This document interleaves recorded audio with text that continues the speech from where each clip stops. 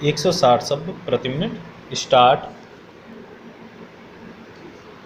अध्यक्ष महोदया, जो कार्यप्रणाली प्रचलित रही है के संबंध में अपने विचार आपके समक्ष प्रस्तुत कर प्रेषित कर रहा हूँ, वह यह है कि जनता किसी भी देश की एक सार्वभौम शक्ति होती है, महज इस वजह से नहीं कि वह उस देश की निवासी है, वरन पूरे देश और समाज की व्यवस्था का संपूर्ण बोझ भी उसी के ऊपर है। चाहे कराधान द्वारा धन संचय का हो, अथवा सेना द्वारा देश की सुरक्षा हो, अथवा पुलिस द्वारा व्यवस्था का समायोजन हो, न्यायाधिकरण द्वारा विवेचन का हो, अंतिम सूत्र देश की जनता होती है। वह शासक भी है, वही शासन करती है और वही उत्पादक है, वही उपभोक्ता। ऐसी परिस्थिति में स्थिति के नियमन और व्यवस्थित संचालन हेतु जनतंत्र ही सर्वाधिकार स्वीकार व्यवस्था है। जनतंत्र में आम जनता अपने आप को निर्वाचित प्रतिनिधि के हवाले कर देती है, चाहे वह एकमुखी राष्ट्रपति प्रणाली हो, चाहे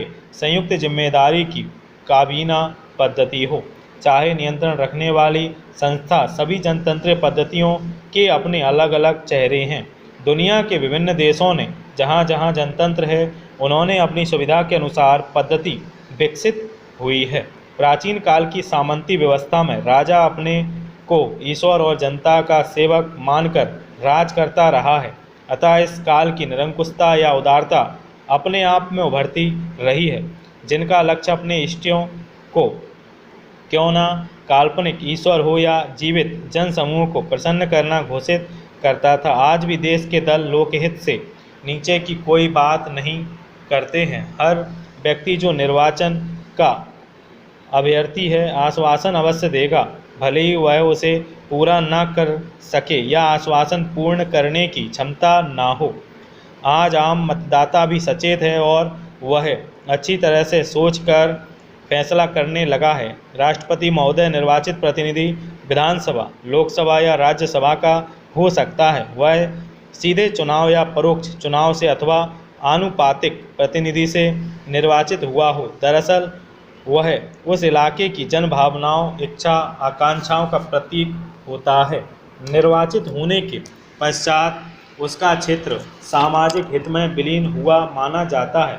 वह उनका प्रतिनिधि है और पुनः क्षेत्र विशेष की निर्वाचन अवधि तक उसी के नाम से जाना जाता है। सामान्यतः विधानसभा अध्यक्ष द्वारा बुलाते समय उन्हें नाम न लेकर क्षेत्र विशेष के नाम से भी पुकारा जा सकता है। प्रत्येक प्रतिनिधि क्षेत्रीय सभा में बैठकर अपने संचालन के नियम को स्वतः ही पैदा कर अपनी सीमा रेखाएं भी निर्मित करता है। उसके अधिकार भी उन्हीं नियमों के अंतर्गत होते हैं। सामान्य रूप से ये नियम दुनिया की लोकतंत्रीय परंपराओं, मान्यताओं और नियम को ध्यान में रखकर निर्मित किए होते हैं। साथ ही देश काल की परिस्थिति के अनुरूप उन्हें ढाल दिया जाता है।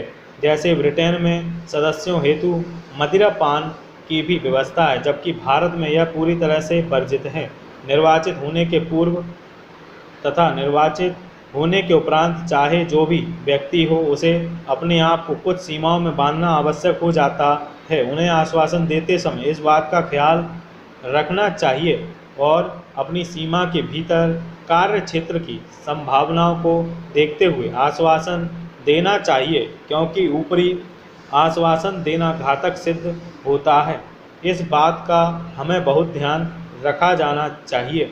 अखरोट का दरख्त लगाना और फिर कहना कि हम तुम्हें इसके फल खाने को देंगे, इस प्रकार का वायदा करना कभी हितकारी नहीं हो सकता है।